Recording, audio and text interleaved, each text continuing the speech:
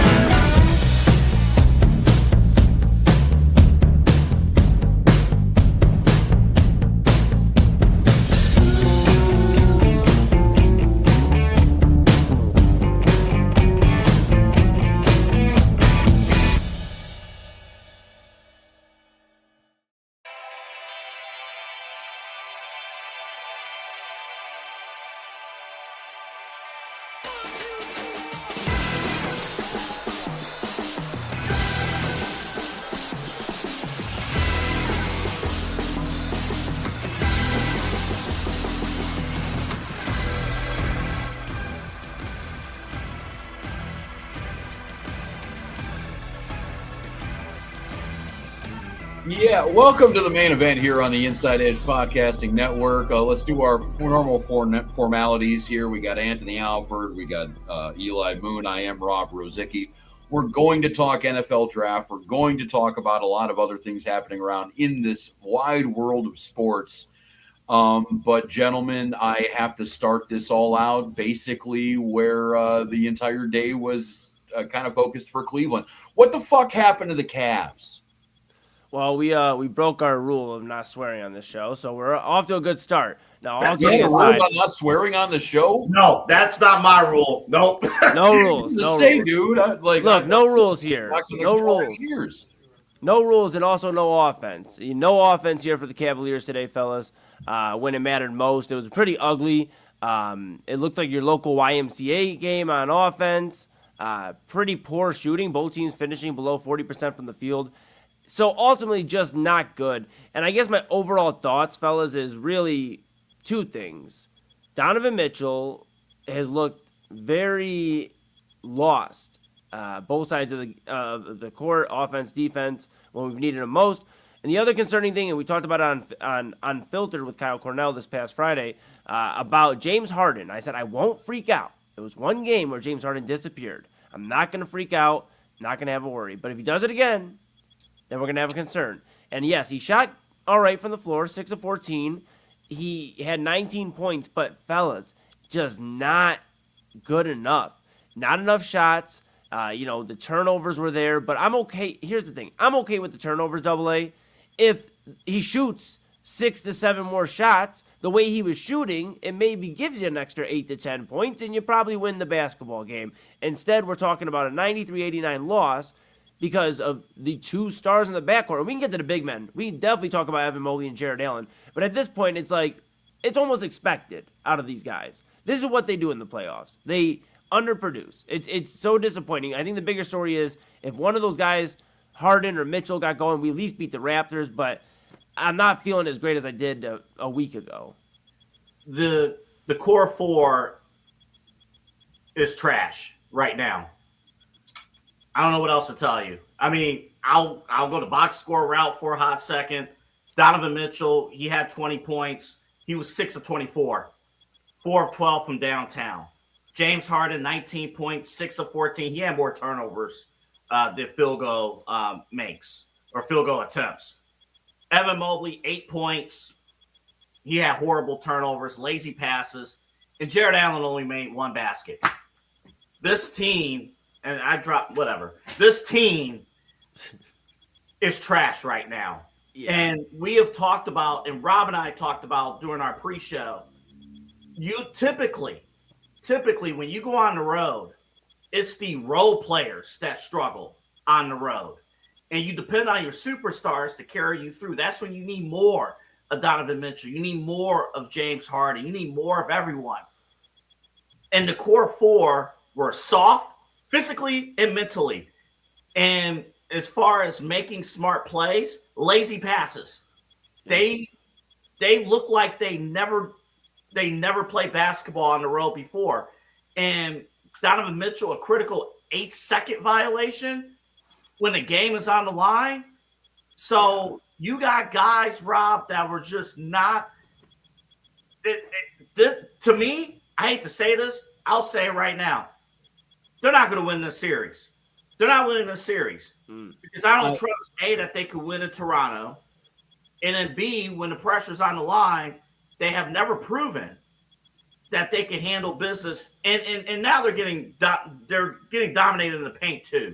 So, yeah, what they've done is they've made this a best of 3 series now. In essence, they always say that the series hasn't started until a road team wins. I guess the series has not started yet.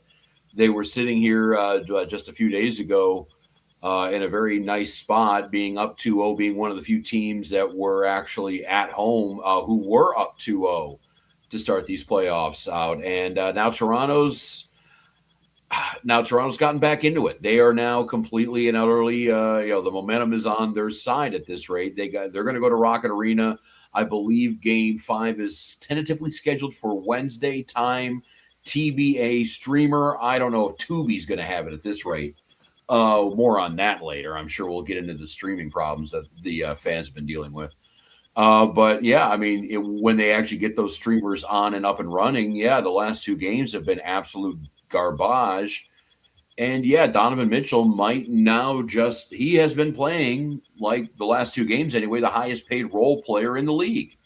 Now, Donovan, I would tell you that. I think he was very candid with with the media when he was done and, when he was doing his post-game speech. I mean, he knows he's playing like shit. The team knows they're playing like shit. It's just, again, we've seen this team now 2-3 years in a row where they know they're playing like, crap. They know what it looks like when they're playing well. They just can't do it.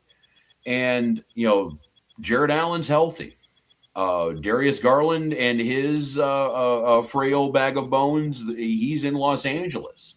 Like, the team is fully healthy and ready to go. We cannot have those problems. We don't have those problems that we were leaning on the last couple of years. There are literally no excuses. And this team that has been through the rigors of 2 playoff exits together, they should show a little bit more fortitude than this. Double A, I'm not with you on the pessimism with the series in general. I still think they can win this series. I still think it's probably going to happen. But what these last couple games have shown me is that, all right, if you want to play Boston, you want to play the Knicks, maybe the Hawks, whoever comes out of that one, Detroit, even right now, I know they're having their own issues, or what is it, Orlando? Like, is there going to be any other team that you can get away with this stuff on? Or is this going to be, hey, we get by the skin of our teeth in this series, and then our customary gentleman sweep in the second round of the playoffs? That's what the team I saw the last 2 days was. So I think they can still win this series, but anybody but Toronto, they can't get away with this crap. Yeah, I mean, it's about soul searching, because it really doesn't matter at the end of the day if they can or can't get past Toronto. Because if they can't get past Toronto, then there's no need for us to be having discussions about the Cavaliers being in the top 4, top 3, whatever, the Eastern Conference. We've given them benefit of the doubt here in Cleveland, and national media continues to give them the benefit of the doubt when it comes to they're one of the top teams in the East the last 2-3 years. But the Cavaliers continue to get in their own way. front court problems, Evan Mobley and Jared Allen just getting bullied. And the Toronto Raptors are not a very strong front court team. They don't have a ton of depth in that front court. I know Scotty Barnes is very good, but there's no reason he should be bullying Evan Mobley and Jared Allen to the paint. It's quite embarrassing, to be honest. And when they go to the bench, there's really no matchup. And I'll tell you this, the Cavaliers are definitely missing Thomas Bryant. A lot of people aren't going to talk about that, but in my opinion, he would add some very valuable minutes and some toughness on this front court because he did it for Indiana. He bullied the Cavaliers front court last year. So I think that would have been very valuable, and we'll see if he's able to get back for this series. But Rob W., it doesn't matter if they beat, we shouldn't even be having this discussion because the whole thought was this is a momentum-building series. You'll win it in 5. Some people were even saying a sweep. And then you move on and you get ready. But they don't match up well with a lot of these teams, at least right now, the way they've played. The toughness, you watch Boston right now against Philadelphia earlier today, right before we went on the air. They play with such a physicality and just swarming defense. Same thing with New York. Detroit, they're going to bully the Cavaliers if they don't correct it. And Toronto really doesn't, they're more of a finesse team, AA. They're not a tough team. And that's not to discredit them, but they're not the guys that are going to bully you out of the gym. They're really winning just by outworking the Cavaliers, just out-hustling them. We talk about it all year. The effort, multiple plays where the guys aren't getting back on defense or whatever. And let's not even talk about the end of the game where you have 12 seconds left to still move the ball around, at least get some quality shot. And Donovan Mitchell's leaning into the shot like I would in 2K to try to draw a three-point foul, dives out of bounds, almost gets injured. It was just a complete mess, a complete shit show to end the game. It was embarrassing. I'm at my niece's birthday party. I'm trying to enjoy myself. I had a great time. I had some food. It was an enjoyable time. And then I'm watching this on Hulu on my phone, and I had to go break the news to everybody else right before we open gifts that the Cavaliers blew a 5-point lead with 2.5 minutes left. It's embarrassing, fellas. I don't even know why we're having this discussion, but here we are. Well, one of the reasons, real quick, and just to your Thomas Bryant point, I got stuck on this one here because I remember saying actually in the first couple games of the series, hey, Thomas Bryant's our injured player. Emmanuel Quickly is their injured player. I'll take that trade any day of the week. And I understand that Thomas Bryant, I completely agree with you. He'd make things easier for the Cavs right now, but they are not one Thomas Bryant away. That was what we were that I think is the problem right now is that, these 4 guys, all they have to do is, the core 4 look in the mirror. That's why you lost. And it was a failure on pretty much every level. And I don't understand why this team, who has not ever really looked like this consistently, has now looked like this for basically 2 straight games. I think Eli answered the question. I think Eli answered your question, Rob. If Toronto is considered a finesse team and they're bullying us, then what are we? Right. What are we, in the paint? Baby back, bitches. And here's the thing, Double A. Go Chili's. Sorry. and not to take the baton here for a second, but I gotta emphasize the point that I get it. Thomas Bryant's not gonna come out and give you 15 points and 13 boards. I know he's not gonna necessarily light up the stat board, Rob, but the Cavaliers, the main constant, because here's the thing with Donovan Mitchell. This is very rare. That's why we're having a discussion leading the show off with Donovan Mitchell looking lost the last few games. Mm-hmm. It's not something that happens very often. But one constant is the front court has been very soft in the playoffs. Jared Allen has admitted the lights have been too bright before. Evan Mobley, just another pitiful performance. Same with Jared Allen. 3 points. I get the 15 boards, but I'd rather convert some of those boards into some points. Just embarrassing. And I think Thomas Bryant would at least bring some toughness. They need to do something because Detroit's going to bully you out of the gym. But the problem is we're turning to the role players, and I understand the impact, but your core 4 flat out did not show up in these 2 games. They didn't show up. Sam Merrill was the only one really who made a shot down the stretch in the 4th quarter. So if you got these guys not contributing really at all, and it's just lazy passes, and guys are faster. That's the other thing, Rob and Eli. Toronto, in every step of the way, looks faster than the Cavaliers. And they look more experienced. They looked what the hell's going on? Yes. And Toronto's not exactly I know, like their home court advantage is great, and I'm not trying to disparage them, but it's not exactly the most hostile, environment to be playing in the NBA. I don't get what this. I don't. What is their malfunction? I don't understand this, and I mean, we'll get. You know what? We'll take a quick timeout.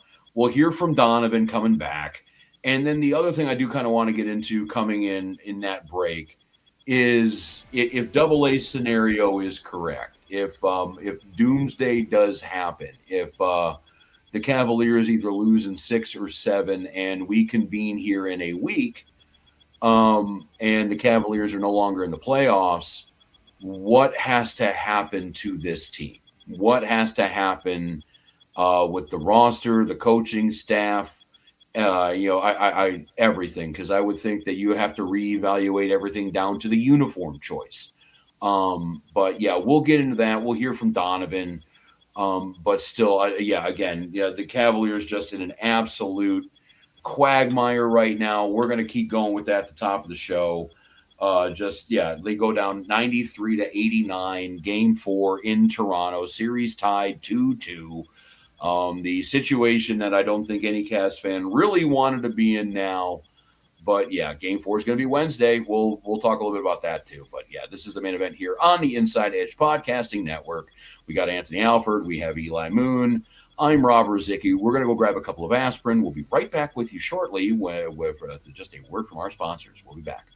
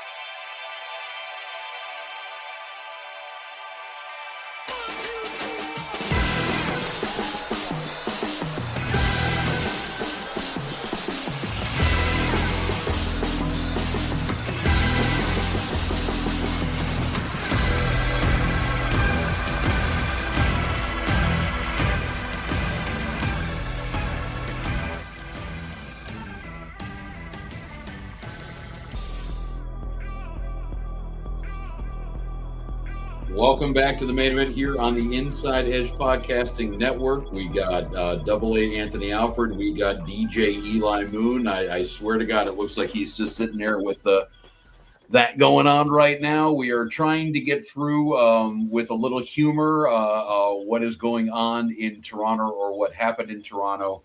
Obviously, the Cavaliers did not look good in Game 4 of the Eastern Conference playoffs. They go down 93-89. We have some audio from Donovan Mitchell. We have some other things to talk about. Do you want to hear what our superstar, at least right now in name only, the last couple of games, had to say first, or do you want to get into the nitty-gritty of this bullshit before that? Dang. Let's hear from Don. Yeah, let's hear from Don. Okay. You know, the games 3 and 4, like you had some tough night shooting. How much of that is the ball not going in, and how much? Yeah, I mean, I got some open looks tonight, and they just didn't fall. Same ones I've hit games 1 and 2, right? So can't rely on makes and misses to dictate everything else. And like I said, our defense was huge, trying to get on the boards, trying to make the right play. Yeah, do I wish I made more shots for sure, but didn't really feel like I forced a bunch. Maybe a few. Obviously, you always have a few you want to take back, but and as a whole, you know, just understanding, hey, sometimes the shot's not going to go, but what is everything else like? And you know, that's kind of where my focus is. Obviously, I watched the film, and maybe my answer might change when you watch the plays over again. But initially, there was some open looks that just missed, open floaters, like, you know what I'm saying? Just it happens. But we were still in a position to win, and we didn't, and they protected home court. Now we got to do the same thing. What do you have to say to that? I mean, I understand, you know, I do give him the fact that he does not really throw it to anybody else. He takes responsibility for the bad game, but nonetheless, I mean, he's right. I mean, you know, the just decision-making seemed off. Eli brought it up before with some of the lazy passes and dumb turnovers, the 8-second violation. There were a couple times, even Tim Alcorn, friend of the network, was bringing it up on the radio broadcast that, you know, Mitchell was taking, you know, deep threes as opposed to maybe slashing and trying to go for a layup or trying to get in for a dunk. The decision-making just seemed off with the entire team. You know, I think we thought that maybe, you know, the guys would have a positive effect on James Harden, but it seemed like James Harden is having the negative effect on everybody else. They're all now playing like Harden in the playoffs. Yeah, it's a very lackadaisical feeling, these post-game pressers. From Donovan Mitchell, we just heard there. James Harden got the same thing. You know, well, they didn't do anything crazy. We just missed opportunities. Yeah, we know Mr. Harden. We know.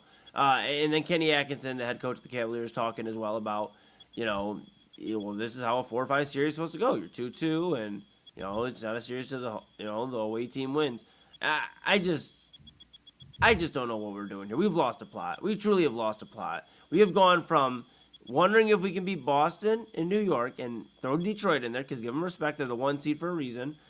And we're now just debating if we can beat Toronto. We have truly lost a plot. Truly, I don't understand where we go from here. AA, I hope you're not right. I hope you're not right about the Cavaliers losing this series because if they do, I mean, Evan Mobley's on the hot seat. Jared Allen's on the hot seat. A lot of guys are on the hot seat. I think the only one that would probably be all right, and I think this is where maybe we differ, is Kenny Atkinson because as a coach, you can only coach him up so much. As you mentioned, even in the first segment there, the star players do have to step up. Kenny Atkinson can only ask you to be a dog so much, and you just got to go out and be a dog. And James Harden, 14 shots. We brought you in to be an offensive spark. You didn't shoot enough. And Donovan Mitchell, like we've mentioned, he just looked lost the last 2 games. Well, go ahead, Rob. Kenny's edification. I just have a real quick thing. The other 4 or 5 series in the West, do you know what that's sitting at right now? The 4 or 5 series. Oh, yeah, 3-0. Yeah, okay. Yeah, 3-0. The Lakers and Rockets. Yep. Yeah, okay. Continue. Real quick to Donovan's point, and I think this is huge. And I want to give credit to our own Autumn Chisholm. She actually brought this up on the post game. I never even thought about this, but she's spot on. When Donovan struggles in big games, and this has happened for the last 3 or 4 years, when he struggles, he shuts down in terms of creating other offensive opportunities for his teammates. Yeah. And I think she's 100% right with that. I'm like, wow, because he's trying to do more. He's trying to overcompensate for the lack of successful shooting. And we saw that down the stretch in this game. We saw that in game 3.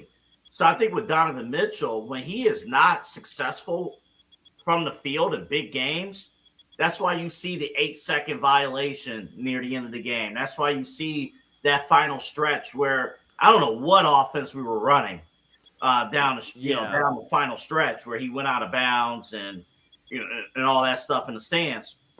He is trying to he doesn't create other opportunities.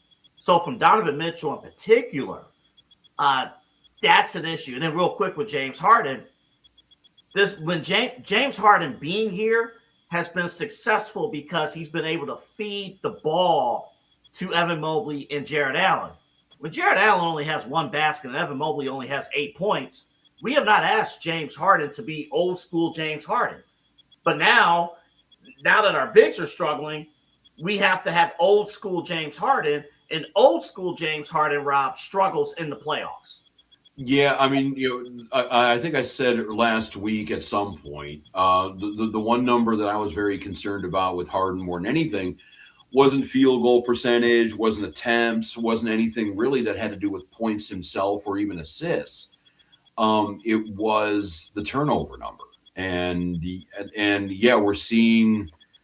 Maybe, I thought that maybe 2 kindred spirits here that, the Cavaliers that don't really, function well in the playoffs with James Harden, who knows that he doesn't have a whole lot of more, chances to really go into the playoffs and do it.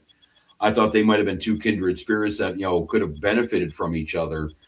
But yeah, I mean, no facilitation at all. I mean, Harden had 8 assists. Mitchell had 3. Allen had 5 attempts. I mean, I understand he's not the focal point of your offense, but when this team is playing well, he's normally in that 8 to 10 area instead of 4 or 5. They had to get him going more. I don't understand again why this happens in the playoffs, but yeah, it just seemed like I heard somebody in Hollywood said back in the day that pointing a camera at somebody makes them 30 IQ points dumber. And I don't know what it is, but for whatever reason, going into the playoffs makes all of these guys' basketball IQs go down 30 points. And, and that's what I think that's why the issue that we're having right now, why we're so pissed off as it is because this isn't a talent thing. Jared Allen is a monster. Evan Mobley, he is a number 3 on any good, quality NBA championship caliber team. Mitchell and Harden are 2 of the best scorers in the NBA, and they got some bench pieces that can really fill that out. This is not a talent problem. This is right between the ears. This is IQ. This is dealing with pressure. This is thinking clearly. This is tightening up in a big moment. And I don't know what to do if this team were to lose this first round or even the second. I mean, we can talk about losing the first round, but if this team loses right now, I mean, everything's on the table, literally. I don't, from Mitchell to Harden to, down to everybody to Jalen Tyson at all. I mean, what Tristan Enaruna might be, who knows at this point. Because I don't know how you fix a team that has this particular problem. You can either call it, lack of poise in a big moment. You can call it, lack of, courage. You can call it anything you want. But whenever the playoff lights get bright, they get 30 IQ points dumber, and I don't know why, and I don't know how to fix it. Yeah, and we're basically giving Scotty Barnes a catapult into becoming a superstar in the NBA. He's rookie of the year. Yeah, and Scotty Barnes, rookie of the year, multiple time, I believe, All-Star, at least, he's been to the All-Star game at least once, if not multiple times. But the point stands that he is having a series against the Cavaliers. 23 points again today, 9 rebounds, 6 assists. He is just having a great series, and his coach, the Toronto Raptors, spoke. Darko had spoke. His last name, I'm not botching it here on air, but Darko had spoke about. I think there's a in there. Yeah, that sounds about right. Yeah. So Darko, my guy, not our guy, but Darko, their guy in Toronto. He spoke about how Scotty Barnes is basically at 60% of the player he will be in 2 to 3 years. That he'll be a face of the league really very soon. And the Cavaliers are doing a great job of just being the catapult, allowing Scotty Barnes to just go off against them. Luckily, it's not on ESPN or anything. We've talked about where it's on like 18 different subscribers or streaming services. So at least we're not getting embarrassed on national TV all the time. But it's just sad that Scotty Barnes is going to have his moment when this could be a moment for Donovan Mitchell, for James Harden, for Evan Mobley. Instead, it's going to be Scotty Barnes and RJ Barrett in their moment. So are you saying that the Cavaliers are the Brooklyn Brawler in the ring, ready for Andre the Giant to come down and just get their asses handed to him to make Andre look good and scary for the actual opponent he'll be facing at the end of the week? Yeah, I mean, the way it's going, AA. Go ahead, AA. I wouldn't call them jobbers. I mean, they're that upper mid card. That's okay, like, enhancement talent. Yeah, something like that. Like, Cole Main, right? Cole main event, right before, like, can never get to the main event, but they're Cole Main. They're somebody you can open the show with, somebody who can, United States Championship. We want to use a wrestling term. I think the Cavs have a similar problem that the Guardians have. Not in this way. In this way. If they were to bring this team back, this team has shown that they're good enough to sell tickets, win games in the regular season. So when you're talking about, okay, what are you going to do, to keep fans engaged and entertained, they're going to win in the regular season. But if you run this team back, you just know, I think we have enough of a sample size, especially if this falls apart, to know this team's not good enough to compete for a title. Well, what you're saying is breaking it apart would be a risk. You're not the Wizards trying to build from nothing. Mm-hmm. So if you are going to do a new reincarnate, think about when Boston traded Marcus Smart. Everybody thought that was, that was a big deal when it happened. He faded, just washed back into the ether. The Celtics, obviously, they've been doing what they've been doing.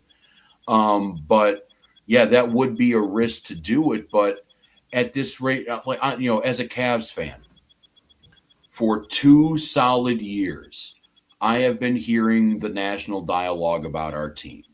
Oh, they're not a real team. They're a paper tiger. They fold up in the playoffs. They're not a real title contender.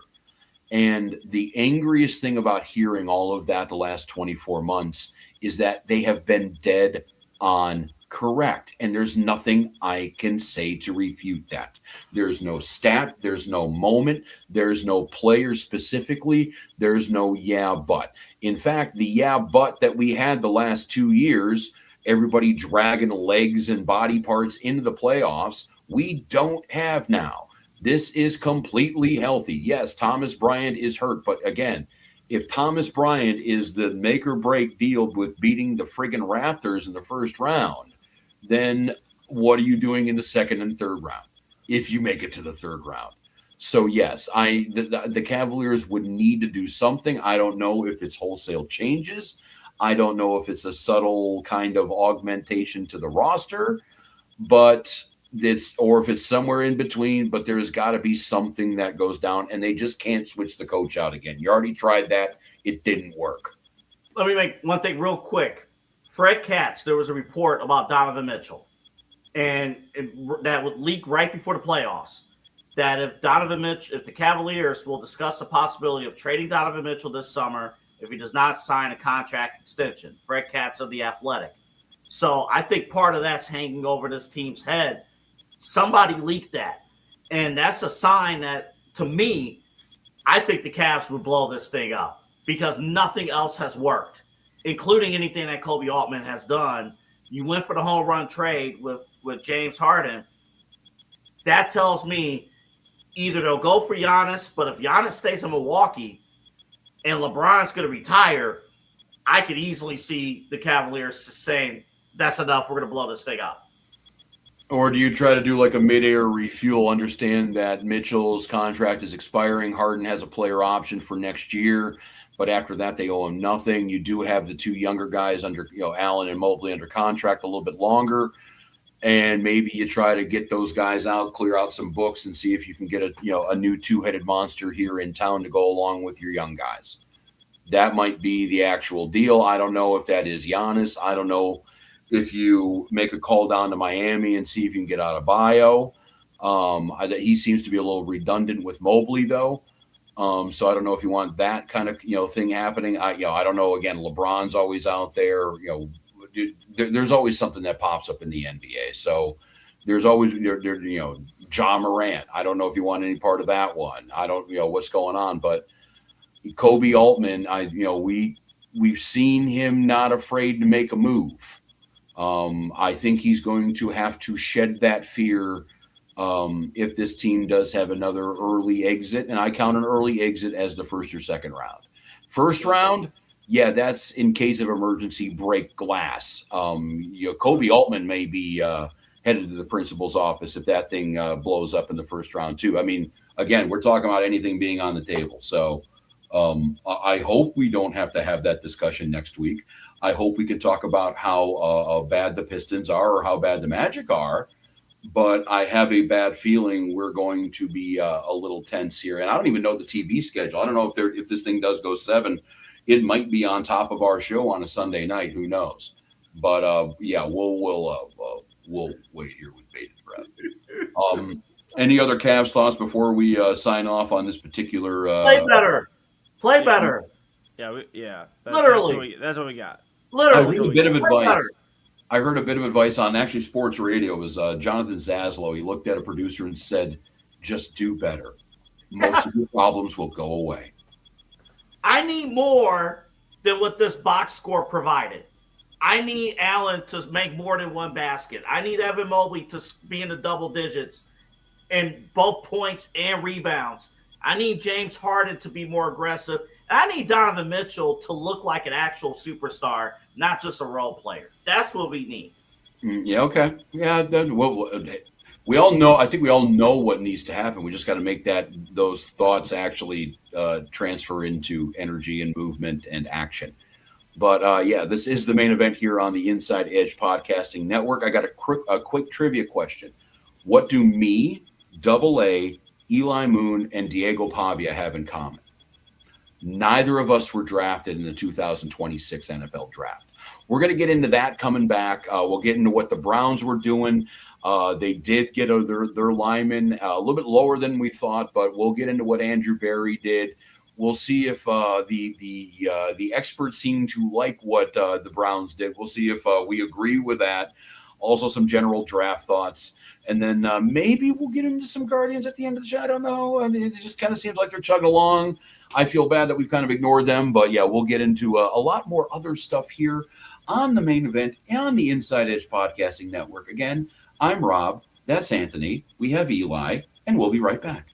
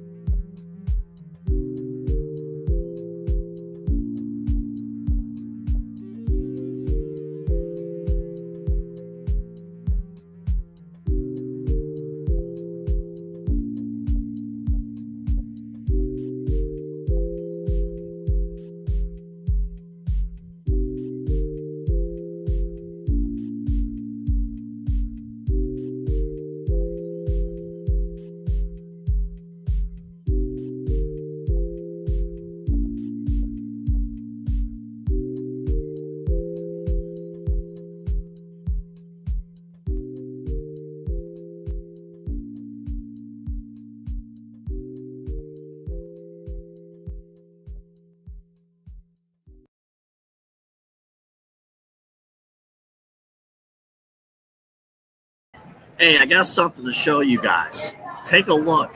It is spring. Happy spring to all of you. Take a look at what we have here for you from AlleyRoseFragrances.com. Beautiful spring scent candles here for you.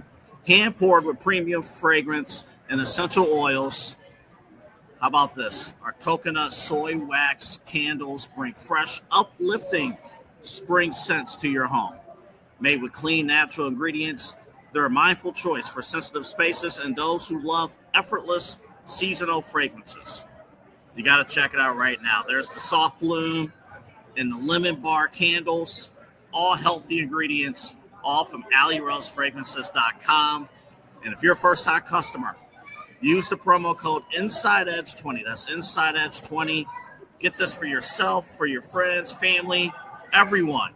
You want a good smelling home, AlleyRoseFragrances.com will make it happen. Again, AlleyRoseFragrances.com.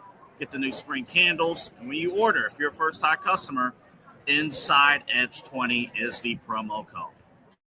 Clean energy, bold flavors, no jitters. See why people won't shut up about Dubby. Clean energy, no jitters or crash.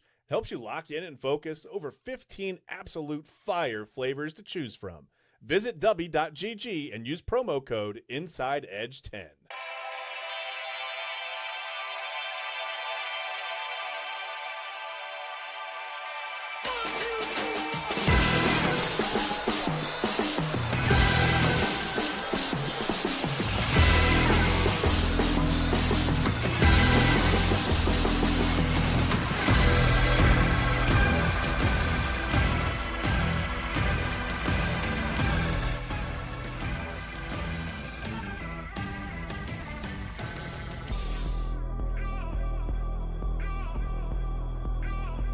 Welcome back to the main event here on the Inside Edge Podcasting Network. I'm Rob Rozycki. We got AA Anthony Alford, Eli Moon.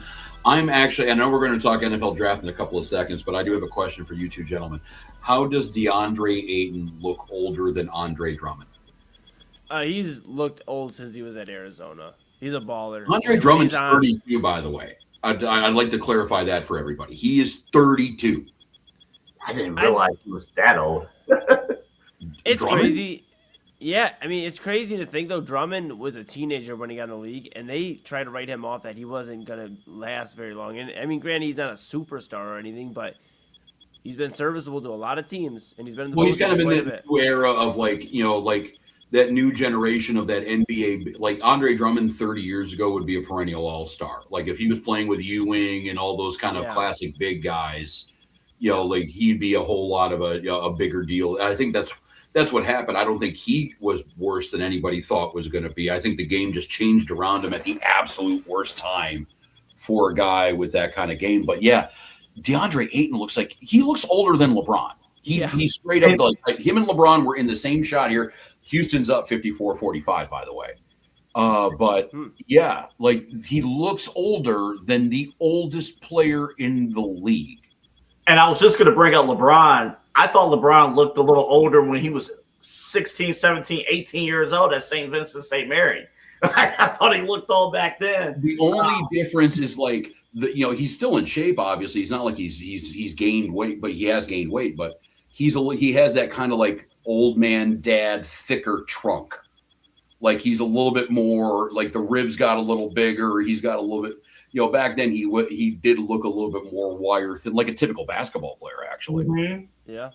Yeah, it's just that he is not he's not what you would consider like a baby face type of deal. But I gotta take a look at that. I did not even like click. I was just thinking LeBron looked older when he was younger, and then obviously you look at the clips now. It's like, what are you talking about? But when he was 18 years old, I thought he looked older. He sounded like we're gonna handle business for the team. And a little deeper voice. Oh yeah, he was a man child back then. And I think actually that's something probably I know again we got draft coming up in a couple of seconds here, and I'm all as well. It's a big deal, and especially here in town. But other thing is too Cleveland, Akron's own LeBron James. What he's doing right now, I mean, again, we're fighting tooth and nail in a 4-5 series in the East. He's dominating a Houston team right now. I know they're down to the half by about 10, but they're up 3-0. He's the best player on his team. His other two stars are hurt, and he's doing that all while literally feeding his son for assists. And I think all of those things rolled up into one. He's not going to win a title. I don't see them upending OKC or Boston or anybody serious out in the West too. But even if they don't, like, this might be one of the more impressive things he's ever done, because oldest player in the league, like, I know they're asking him, about retirement and what's in the future and everything like that. But right now he's an all-star. He's the best player on his team. So in some ways, asking him if he's going to retire after this year would be the same thing as asking Jason Tatum or Donovan Mitchell, are you going to they're in the same spot on their team. It's amazing to watch. Yeah, I'll be real quick with it, but basically, I don't know. I wouldn't put the Lakers away from, or the thought of beating OKC or San Antonio. Nobody thought they were going to beat Houston. I know there's a 4-5 matchup, but the same way people felt about the Cavs Raptors, that the Cavs should have taken care of business at 4-5 against the Raptors, they felt the same way about Houston. Now, obviously, the Kevin Durant thing's a huge wrinkle in all this with the injury, the ankle, the deep bone bruise in his ankle. You got that going on, but Houston's a team on the rise. They were expected to pretty much handle the Lakers because your point, Rob. They're missing Luka Doncic and Austin Reeves, So I just think it is remarkable what LeBron's doing, and I wouldn't put it past the Lakers. They take care of this, business against Houston. I would not put it past them to give OKC a run for their money. And I'll add one more thing about LeBron.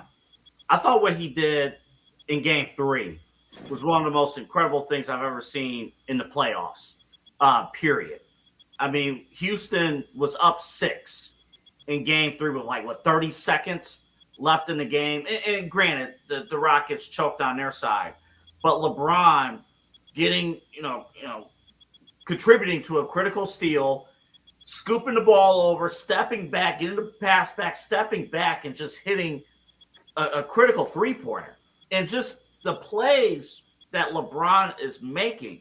We were talking Cavs to lead the show. That's what the Cavs are missing. Hate to say that, since we're having this LeBron conversation, but that's what the Cavs are missing. They're missing somebody who knows what to do in critical playoff situations. And LeBron, Rob, when I watch LeBron now at 41, I think of Peyton Manning, those final couple years at Denver, where he's not the fastest, he's not the strongest, but because he's the smartest. Well, on the field, it almost feels like LeBron is the fastest. It almost feels like LeBron is on the court. By all accounts, Peyton Manning, his neck was fused together for that entire Denver run. And that last Super Bowl, again, go back and look at the numbers. Peyton Manning was not the reason why they won statistically anyway. They had a great running game. They had a great defense. A lot of people will say, yeah, Peyton Manning was drug to that second Super Bowl win. No one's dragging LeBron right now.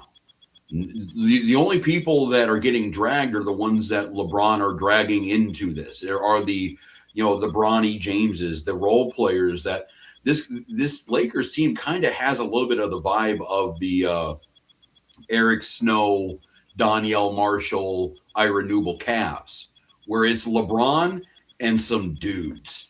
And he's going to figure this out. And yeah, that's what the Cavaliers were missing. They could have gotten out of a lot of problems, especially in that fourth quarter, if you had a dude like LeBron who knew how to just get a bucket, here and there. We saw Toronto, they had an 11-4 run that made it interesting in the third. And then all of a sudden, that fourth quarter, when the Cavs were up by about 7 or 8 points, it was another run from Toronto that they just couldn't stop. And at least in that situation, you would have a guy that could stop the run. And yeah, LeBron is doing that, and he's doing that. He is a star player right now at 41 years old. He is 2 years younger than me. And he is better than anybody in the league right now. And that's what makes this Lakers team interesting, because LeBron, as you pointed out, has that experience of leading just dudes, leading guys, right? it is weird too because the Lakers all season long, when their three best players, LeBron, Austin Reeves, and Luka, have been on the floor together, they've struggled. Well, not struggled, but like they haven't won as much as compared to when only two of those guys are on the floor or one of those guys are on the floor. It's just weird. It's like that Lakers team, when it's just one of those guys, they win more. So it's just also, like LeBron knows what to do with the basketball. The offense is flowing with that. The other thing, too, real quick, I'm sorry, I know it's not in the rundown, and I apologize, but this also shows you the difference between a LeBron James and a Kevin Durant. LeBron James coming through when adversity strikes with the team versus Kevin Durant. I know he's injured. I know he's hurt. But if I'm a Rockets fan, I'm a little ticked off about how Kevin Durant's handling things right now. Oh, yeah.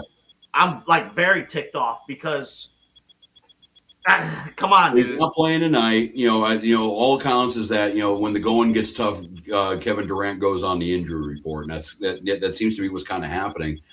But that to go back to the greatness of LeBron, and I hate to kind of talk like the homer here, but all of this is true. Like, this is a dude who, when he came into the league, the question was LeBron or Kobe.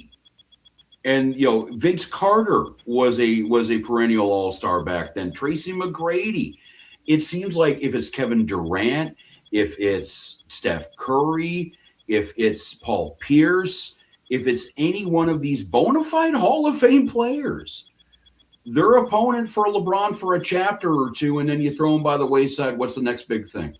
It is the same guy who was going straight up one-on-one against Kobe going to now go head up against SGA in a conference final? Like, that's, I mean, you're in basketball terms, in sports terms, that's immortal. Like, you are just not concerned with the comings and goings of today or this season. You are existing on a completely different level. And I don't know the stat, chapter and verse, but LeBron has more 25, 5-5 games in the playoffs if you just have his career out in the first half or the second half than Michael Jordan does in his entire career. Yeah. If he wins tonight, he'll have more playoff victories than the entire Bulls franchise. That's the entire Michael run before and after. He is almost incapable of this point, or somebody would be incapable of just judging him against one other player. It's teams, it's eras, it's everybody. And LeBron, to real quick, Eli, to Rob's point, 25, 5-5 playoff games. And this was just updated as a day ago. LeBron, after turning 30, has 80. LeBron, before turning 30, has 75. Michael Jordan, Eli, has 73 total games in his career where he scored 25, 5-5. Yeah, I think this will probably be one of the most impressive feats he does if he does get past. I mean, he'll get past the first round, I believe. I also said the Cavs would win in 5, so I'm not too hot right now with my playoff predictions. But I do think LeBron will handle this. The Lakers will get past the Rockets, even if they lose tonight. And I do think they'll give hell to OKC. I do think that will be a really tough series, and I think at the end of the day, you're going up against you got the defending champions in OKC against a guy who's won it 4 times, been there a ton of times, that being the finals. So I think it'd be a good series, and I truly think, it's like the elder statesman. We kind of talked about it with the NFL a little bit, where you have, for the AFC for so long, it was the elder statesman of Tom Brady, and then you had a bunch of guys trying to knock him off. Well, LeBron's the elder statesman of the NBA, trying to go get another ring, and you have a bunch of young guys, Wembanyama trying to get his first, Shai Gilgeous-Alexander trying to win his second, and all of that OKC young squad, Jokic trying to go get another one. I mean, it's pretty much must-watch TV. Everything we talked about with the NFL playoffs is there's some storylines really taking place here in the NBA playoffs. All I can think of is Shannon Sharp. Like, OKC, NBC, NBA, Lakers at 5. That's funny. All I can think of. Is Shannon about LeBron's age? I think they graduated high school around the same time. But yeah, The NBA right now, and they need it after this mucky regular season, after a lot of load management and tanking questions. They need a great playoffs, and right now it's working out pretty well. You even look at San Antonio, Portland. That was a little bit more interesting than we thought it was going to be because of the Wemby injury. You got Jokic and Richard, and Edwards just beating the crap out of each, literally. And so, you got a lot of great storylines and great personalities in this playoffs. And that might be why the Cavaliers have been relegated to the NBA TV series, basically, this time around, with the place of the series that they really don't know where to put. Because, nothing against the Cavs, nothing against the Raptors. You got Boston trying to overcome the Tatum injury and, pretend that never happened. You have Detroit and the upstart Pistons. You got a lot of big storylines happening right now. And the Cavaliers, okay, they got Harden. But, okay, James Harden being in the playoffs has been a constant the last 17 years. What next? And James Harden folding up in the playoffs has been 17 years going. What next? So, the NBA, at least right now, is working out pretty well. Yeah, no, agreed. Yeah, they're doing a great job. I mean, and let's be real, Rob. That game earlier today with the Cavs and Raptors, would you have want to see that game on ABC? I did actually. It was. I thought I was watching Spurs Pistons in the finals back in 2004 when Ben Wallace and Rasheed Wallace were throwing people for distance, and the league average in points was 84. The Raptors won today, shooting 4 of 30 from 3-point land. Yeah. They won a playoff game in 2026, shooting 4 of 30 from 3. Yeah, that really happened. Yeah, that really happened. Yeah, and I know we got to go to break here, and I know we're going to talk a whole bunch of other great stuff coming up. A busy weekend for Cleveland, as you mentioned, Rob, and just the sports world in general. But I will say this: prime time, and I said it on Unfiltered with Kyle Cornell, but I will say this: prime time this week will be must-watch television because if the Cavs lose another game, if they lose Game 5 in Cleveland. And we'll have post-game coverage here on the Inside Edge Network. Give us a follow, Inside Edge Net, on all the socials. Like and subscribe, all that great stuff. Chad Bryan and I, we might have to – I might have to smoke a cigarette on air. I don't know if we're allowed to do that, Double A. I haven't smoked a cigarette in like 5 years, 6 years. I might have to smoke a cigarette because I'm so stressed out by how poorly this team is doing. We were all ready to call it a sweep after the first 2 games. Now look at us. Back to you, Rob. Well, and – that's the thing too with basketball. The modern NBA is that we see it happen within games and now within series where one team can just look amazing 1 minute and then look like dog shit the next. And the Minnesota and Denver series kind of comes to mind. Remember they were playing last year and like 4 of those games were like 40-point ass whoopings in every direction. But it was still a really competitive series kind of in a way. So that's kind of what the NBA is right now. And, hopefully we'll have some good home cooking for the Cavs. Hopefully they'll be able to hit some damn 3-point shots and not turn the ball over at this epic rate because I think it's just that simple. You don't turn the ball over, you hit your 3-point shots, your chances of victory go up dramatically. And again, I'm not exactly Dr. Naismith, but I think I do know that one. But we'll come back here after the top of the hour break here. We'll got NFL draft. I swear we'll hit that. It seems like we have been so NBA heavy this first hour. Guardians, they lose 2 out of 3 in Toronto. So on behalf of the city of Cleveland, we can just tell Toronto to fuck off. I think that might be the best thing to do before we go to break. But we'll definitely get into the NFL draft and some other stuff here, winding out the show. This is the main event on the Inside Edge Podcasting Network.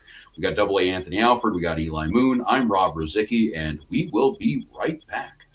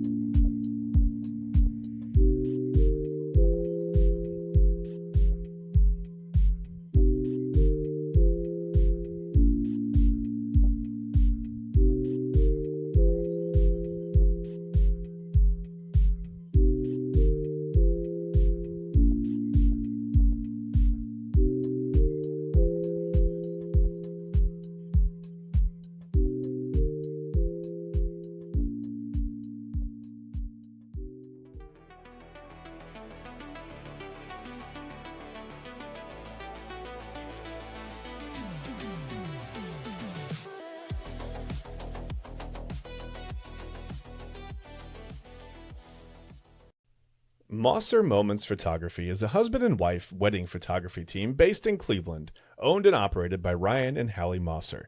For the past 10 years, they've captured more than 100 weddings across Northeast Ohio and beyond, always working together as a true two-person team. Their style centers on authentic, emotional storytelling, documenting the real moments between two people in love and creating images that feel natural, comfortable, and true to the couple. Rooted in Northern Ohio, but inspired by their travels, Ryan and Hallie bring a warm, personal approach to every wedding day. Their work blends experience, consistency, and a genuine passion for helping couples relive their best day through timeless photography.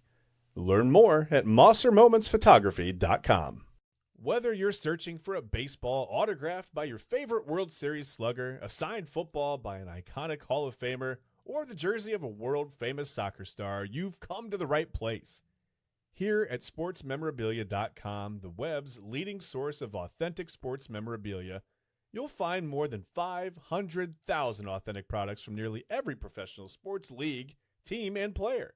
Not only will you find your next prized sports possession with ease thanks to superb customer service and tremendous site experience, but you'll have the satisfaction and peace of mind that every product listed comes complete with a certificate of authenticity and is fully backed by the SportsMemorabilia.com lifetime authenticity guarantee.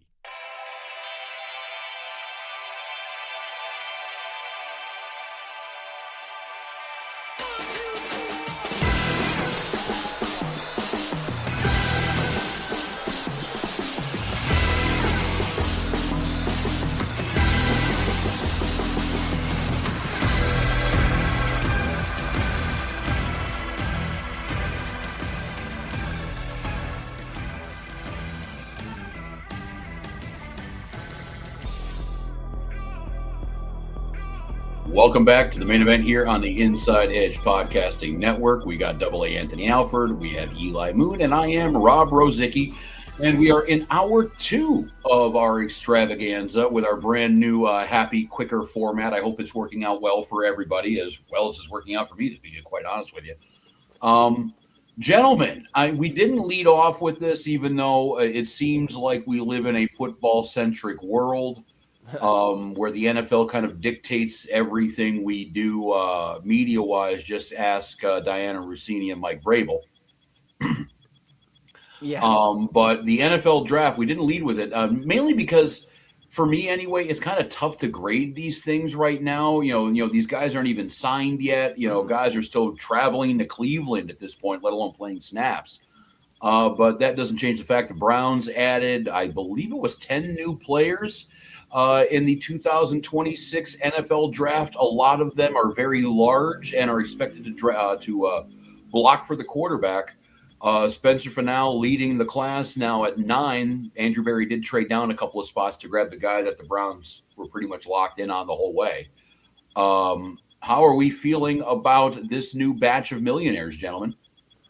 Yeah, I'm going to be honest. Mixed feelings, but better than, it's like, let me explain it. It's like if you go on a date, right?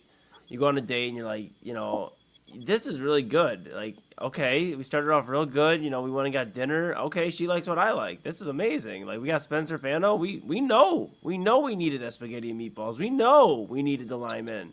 We know we needed Fano. And then, you know what happens, Rob? You know what happens? They order a disgusting dessert. Because that's what the 24th pick should have been, a dessert. And they got Casey Concepcion, who I still have mixed feelings about. They're not. Is he Corey Coleman? Yeah, I actually said that on the post-game, or midnight run post-game. Okay. Midnight run of the draft, post-game of the draft, basically, and post-game of the Cavaliers here on the Inside Edge Network. I said, I'm getting Corey Coleman vibes. This guy. Well, he's tiny and drops the ball a lot. I can understand it. Thank you, Rob. You know what? You saved me a few moments here because it's, you hear about how great he is after the catch and the plays he makes after the catch and everything and the speed after the catch. I just kept hearing this one word, catch. And then I heard that he drops the ball quite a bit. And I know there are people and there's analysts out there that say, well, it went down. His drop percentage went down. That's amazing. It's still the biggest weakness. And for a wide receiver, that's like saying a quarterback can't throw the ball more than 20 yards. And you draft him in the 3rd round. Oh, well, we did that. But here we are with Casey Concepcion, and I feel a little better. I feel a little better because Denzel Boston is a Cleveland Brown, and he was taken with the 39th pick. It was the best pick in the draft for the Cleveland Browns. I would even say over the Fano pick. Actually, at the station that we wanted Boston to go at 24 to the Browns. Mm-hmm. Like we thought that was the correct pick there. So yeah, picking him at a few spots lower, yeah, you might have wished the other pick went in a different direction, but that's still a good value. Yeah, and Double A, it makes you feel better, I'd imagine, about Casey Concepcion. I know you and Chad weren't feeling as bad as I was about it, but it makes me at least feel a little better that, okay, he's a slot guy. If you can get him into space and he can just hang on to the football, then we got something there. And Denzel Boston, I truly, truly think could be a wide receiver one for the Cleveland Browns. He's got the frame. He's got to get a little tougher. He's got to get a little more physical. But, I mean, I think Denzel Boston, the draft selection, makes me feel a lot better about Casey Concepcion. But I still have my concerns about Casey. Yeah, couple things. Number one, you kind of tell Paul DePodesta is not there anymore. Yeah. I'm sorry. Good luck, Colorado Rockies. You can kind of tell because this was at least, appears at this moment, this was a smart draft for the Cleveland Browns. They fulfilled all the needs. And if we only got Concepcion at 24 and that was it from the receiver standpoint, I would be worried for the reasons you pointed out, Eli, with the drops. But adding Boston, you have insurance there at the receiver position. So, and they need wideouts for whoever the starting quarterback's going to be, whether it's Deshaun Watson or Shedeur Sanders. You do need that. I like McNeil Warren. I know, Toledo guy. I know. I'll agree. I get it. But addressing that need too, that's pretty huge to me. Safety, a little bit more firepower, at the safety position for the Browns. So it's clear to me that at least they went in with a plan to add pieces across the board, especially offensively, add those pieces. And I think that was huge. And then one last thing, Rob, I was with Kyle Cornell earlier today. He was heading over to church, and we brought up how many quarterbacks have played all 17 regular season games last season. And the answer, and if you take away, like, let's just say you take away like that week 18, might be on the rest, only 11 quarterbacks played all meaningful games in the regular season last year. So chances are, whether you have Shedeur Sanders or Deshaun Watson, chances are they're not going to play all 16, 17 games. So I don't mind later on in the draft picking up Green from Arkansas. I was picked number 182. See how that goes. Because you cannot put Dylan Gabriel on that field ever again if you're the Cleveland Browns. You need some insurance in that QB room. So late in the draft, I like that selection as well. I thought on paper this was a good, all-around draft. And with Spencer Fano, I had concerns initially because I didn't do my homework. Like, oh, you're going to move a right tackle over to a left tackle. At Utah, he was a player of the year left tackle. Utah asked him to move to right tackle, and he thrived there too. So I was wrong there in my evaluation. I like what they have done, Rob. That makes me happy. The thing is, too, we talk about the absence of Paul DePodesta. He's now, Rocky Mountain High. Catherine Hickman, she is the assistant GM of the Cleveland Browns. She had a lot to say about that McNeil Warren, that safety you guys grabbed. It seems like she is, at this rate, she is, it seems like with the respect that she has and the work that she's doing, she is, paving a path for herself to be the first woman who is the head of a player personnel department here. Her fingerprints have been all over these two drafts too. So yeah, it seems like anyway, addition by subtraction with Podesta or with DePodesta and, with Hickman coming in, things might be a little bit different. And yeah, Double A, I'm with you. Again, especially offensive linemen, we don't know. We thought Jedrick Wills was going to be the next Joe Thomas. We just don't know until you see it, especially with O-linemen. So like at this rate, you're right. They had a plan. We knew what the needs were. We knew it was offensive line. We knew it was receiver. We knew it to a point it was tight end with Njoku leaving. And they went out and they got that. And they went out and they, I give Andrew Berry a lot of credit for picking up a couple extra picks and grabbing still the first tackle off the board. That's what you wanted to do. So, at the very least, they picked the pick of the litter. Their number one guy. They didn't have to settle on that. So you got 2 extra picks out of that. Great. Happy. No problem at all. And your quarterback point, I know in Cleveland you don't like to hear this name a lot, but that was the old Mike Holmgren rule, was you draft a quarterback every year. You never know. Somebody could turn into something. You could have a project. You could have somebody who's tradable. It could have your starter. Who knows? So, a 7th round pick or 6th round pick. The only crazy thing with Cleveland, specifically, maybe just this year, is any pick at quarterback. It doesn't matter if it's a 7th or a 1st. The starting quarterback in town's a 5th round pick. So that doesn't necessarily mean he could not be a threat down the line. So at that rate, I understand maybe why people are a little panicky, but you draft a quarterback every year, no problem. Especially, you bring up the stat of a lot of these quarterbacks do play. You need at least 2 to get through a normal season. So, I'm pretty happy where the Browns are at. Yeah, and I believe we have some sound from Catherine Hickman. We were referencing her earlier about Emmanuel McNeil-Warren, the safety out of Toledo, which is exciting. Maybe it ends AA's hate for Toledo. We could see some real change here on the network. Kyle and AA might actually hug on the Side Hustle Wrestling podcast. Okay. Stop it. Go ahead and play the clip. Stop it. Yeah, let's go ahead and play the clip here. This is Catherine Hickman speaking on Emmanuel McNeil-Warren, the Toledo safety that's now a Cleveland Brown.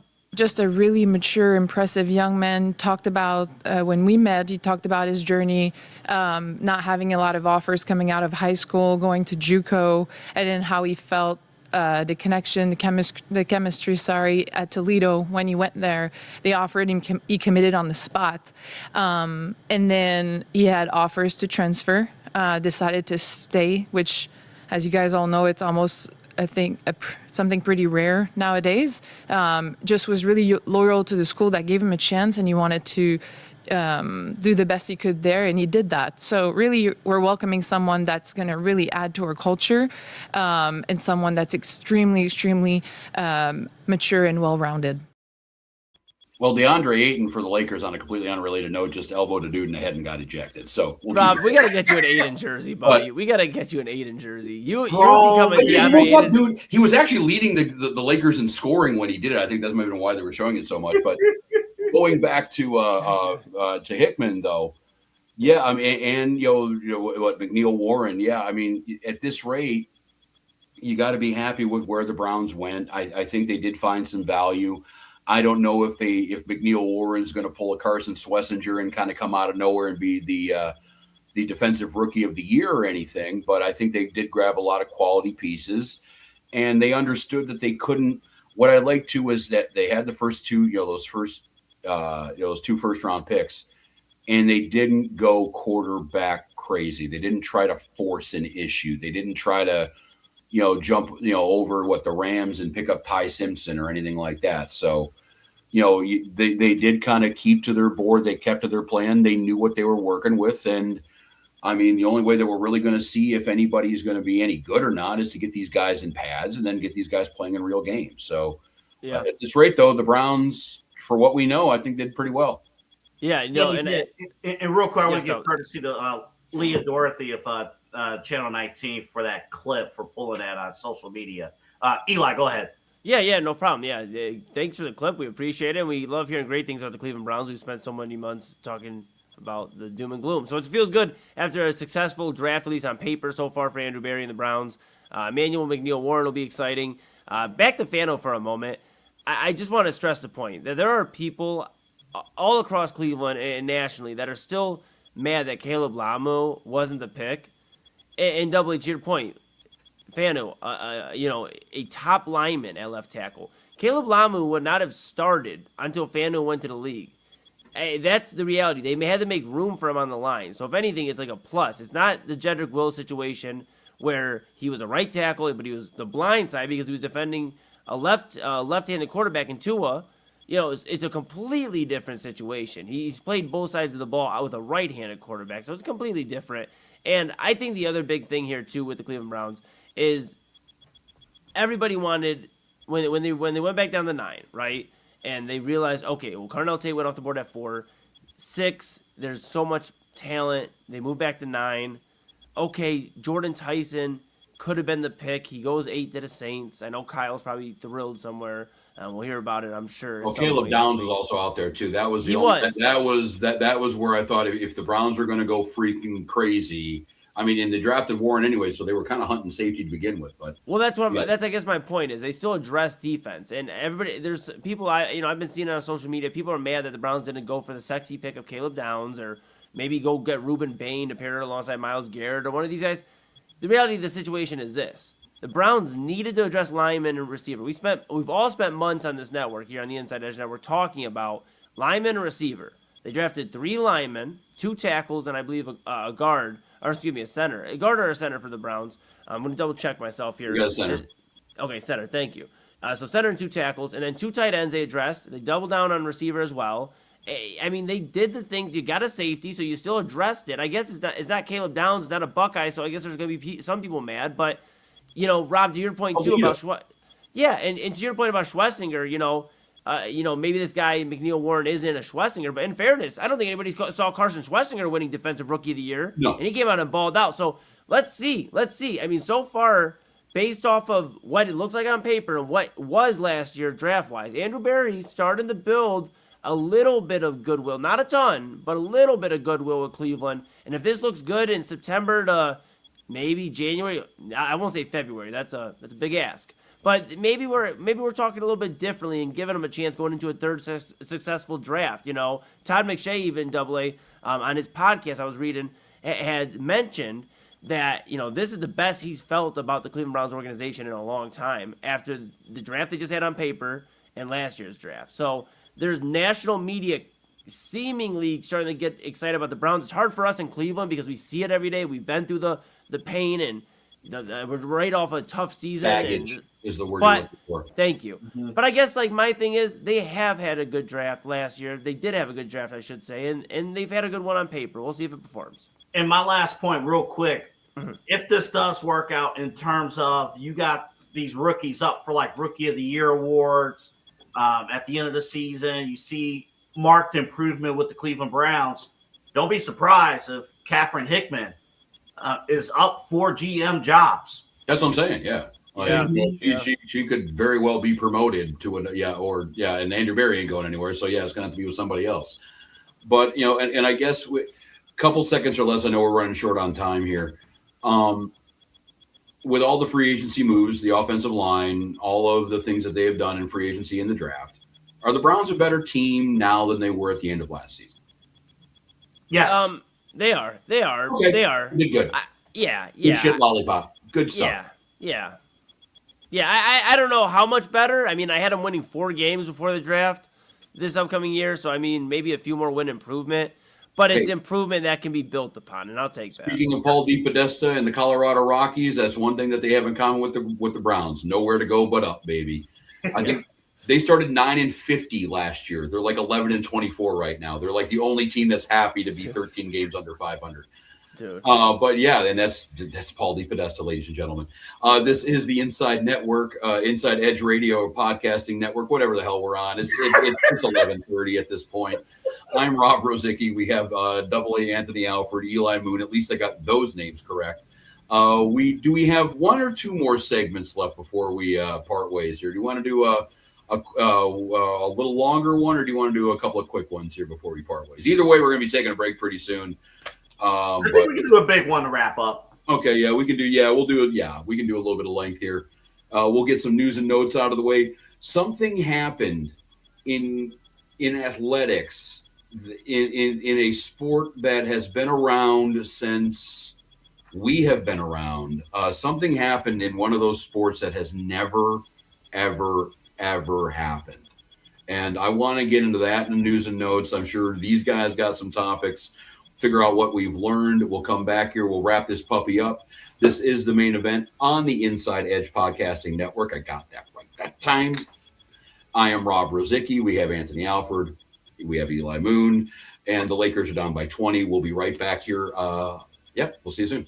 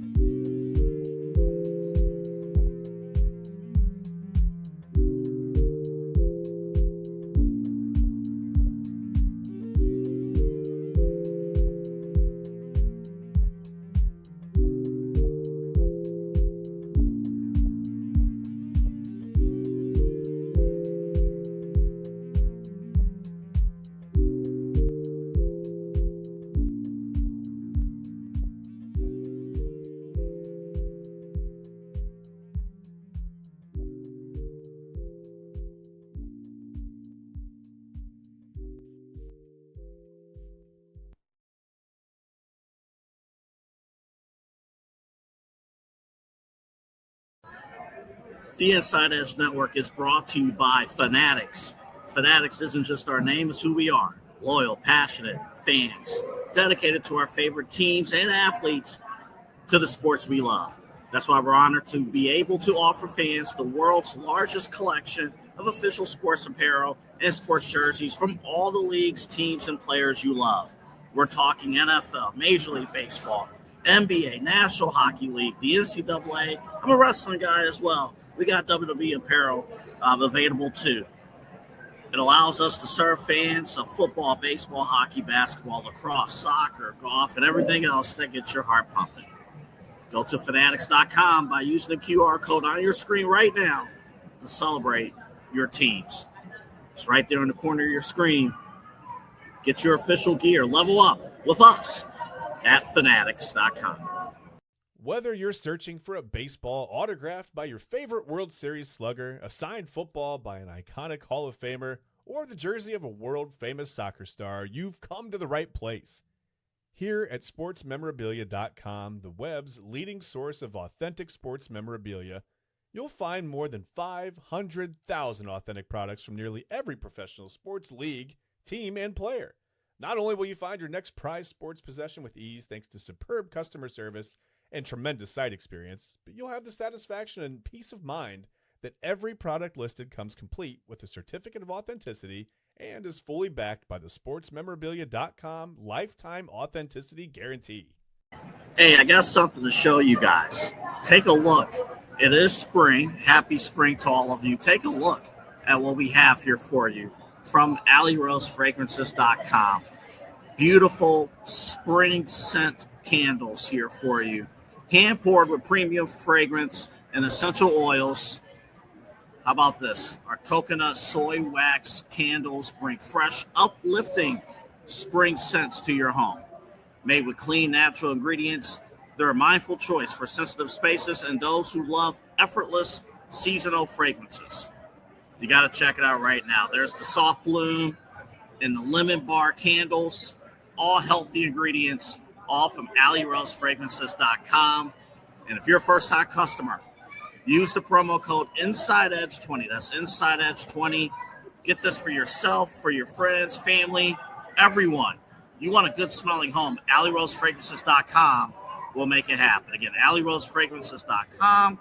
Get the new spring candles. And when you order, if you're a first-time customer, InsideEdge20 is the promo code.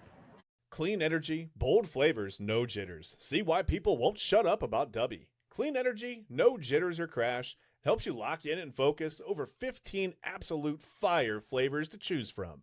Visit dubby.gg and use promo code InsideEdge10.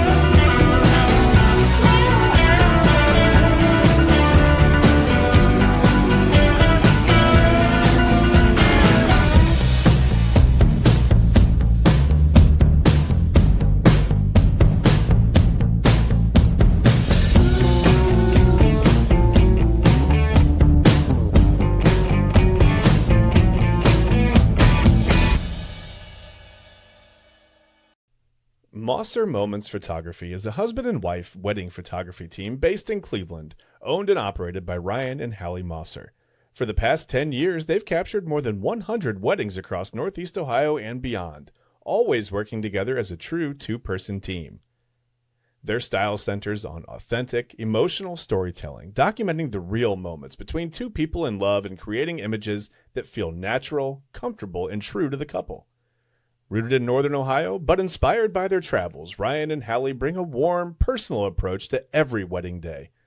Their work blends experience, consistency, and a genuine passion for helping couples relive their best day through timeless photography. Learn more at MosserMomentsPhotography.com.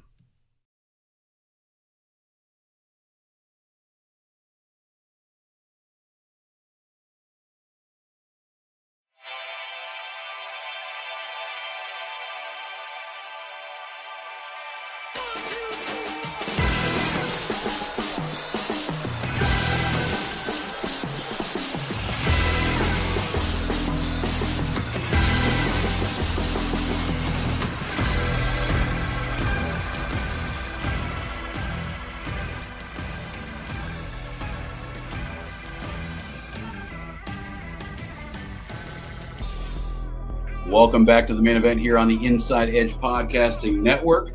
I am Rob Rozycki. We've got Anthony Alford, Eli Moon, and final segment of the show. We'll go over some just odds and ends here, and I will tease because I am not exactly the most organized person. We've been getting this going on the fly. I want to debut a new segment, gentlemen, at the end of this segment. Actually, this will be the Nimrod of the week. This will highlight some ridiculous ass sports take that either didn't age well right now, or in the case of this one, was planted about 7 years ago and is just waiting to explode right now. But we'll get into what quite possibly might be the dumbest take of the last 10 years from somebody who gets paid a lot of money to make these takes. But yeah, news and notes right now, gentlemen. The first thing I want to start out with, and I kind of talked to you guys about it a little bit in our pre-show meeting. We had some history made in London, right? Actually today, Sebastian Sawe. He is a Kenyan long-distance runner. He did something that, quite frankly, I don't think anybody's ever done in human history.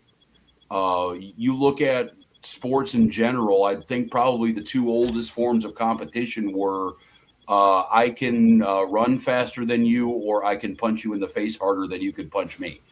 I would think those are your two, so you got pretty much track and field and MMA. This is track and field. Sebastian Sawe ran the first sub 2 hour marathon in human history, or at least in recorded history. 26.2 miles. I think the three of us, that would take the better part of an afternoon or the better part of a day. That took him a little less time than it took the Cavaliers to lose Game 4.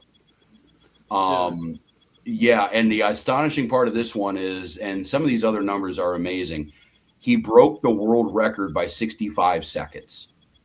So I know marathons are not timed out by the thousandth of a second or anything like that, but I would think a 65-second record blowout would be probably the equivalent of winning a football game 70-0.